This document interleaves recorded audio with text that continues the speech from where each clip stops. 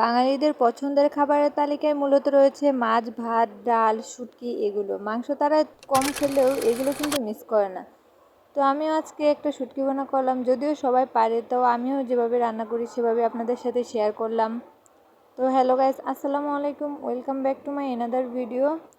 তো আবারও একটা নতুন ভিডিও নিয়ে আসলাম আপনাদের মাঝে।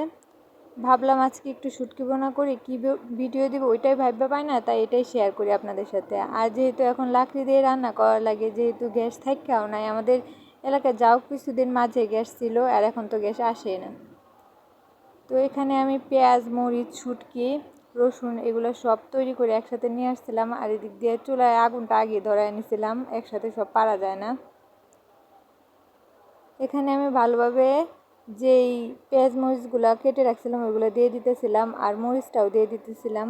আর যারা বেশি ঝাল খেতে চায় তারা লাল মরিচের গুঁড়া দিতে পারেন বেশি করে, আর শুকনো মরিচও অ্যাড করতে পারেন। কিন্তু আমরা সবাই যেহেতু ঝাল কম খাই সেহেতু এর সাথে আর কিছু অ্যাড করলাম না।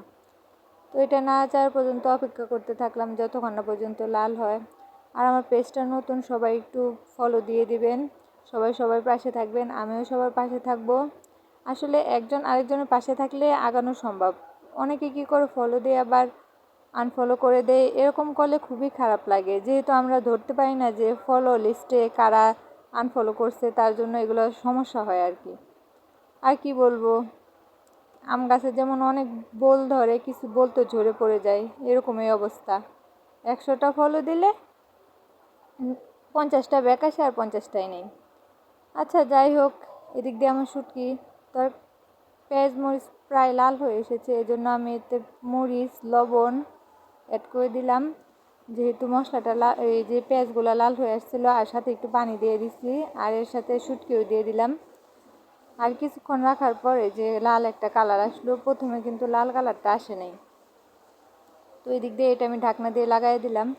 আর ওই দিন একটা কাঁচা আম আনছিল আব্বু, ওইটা রেখে দিয়েছিলাম, ওইটা আবার পাকছে, ওইটা আমি অনেক খাইতেছি, রান্না করতেছি। আর রান্না করার সময় আমার এটা খাইতে ইচ্ছা করে, যেহেতু একা একা রান্না করি। আর এদিক দিয়ে দেখতেছিলাম ওয়েদারটা, আসলে এখন সূর্যি মামা ডুবে গেছে, প্রতিদিন আমি এই জায়গায় দাঁড়ায় সূর্যি মামারে দেখতে পাই।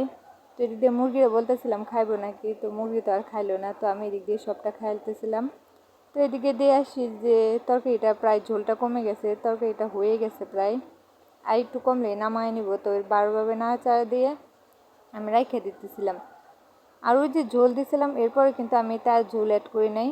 আসলে তাসলিমা পূর্ণর আইডিয়া আছে যে একটা পেজ, ওর থেকে রান্নাটা দেখছিলাম, উনি কচু পাতায় ভৈরা এই শুটকি মানে একটা সেল দেয়। যেহেতু আমাদের ঘরে কচু পাতা আমি খাই শুধু, আমাদের ঘরে আর কেউ খায় না, তো আমি ভাবলাম আমি আর কচু পাতায় নিব না, এভাবেই উঠায় নেই। আসলে কচু পাতার ভিতর দিয়ে বড়ার মতো বানায়, ওইটা আবার ভাজি করে, ওইটা আরও বেশি মজা লাগে। তো এদিক দিয়ে আমার শুটকি বোনা রান্না শেষ। তো ভাবলাম ভাতটাও বসাই দিয়ে, সন্ধ্যা হয়ে যাইতেছে। তো এখন আমি চালগুলো ধুয়ে নিলাম এবং ভাতটা বসাই দিলাম। তো আজকের মতো আমার এই জায়গায় রান্নার কাজ শেষ, ভাতটা আম্মু দেখবো। আর এদিক দিয়ে আমি ওয়েদার ভিউ নিতেছিলাম। আর হাঁস মুরগি পেক শুরু করে দিছে ঘরে ঢোকার জন্য। সূর্যি মামাও তো নাই, খুঁজতেছিলাম নাইগা। তো সবাই ভালো থাকবেন, আল্লাহ হাফেজ।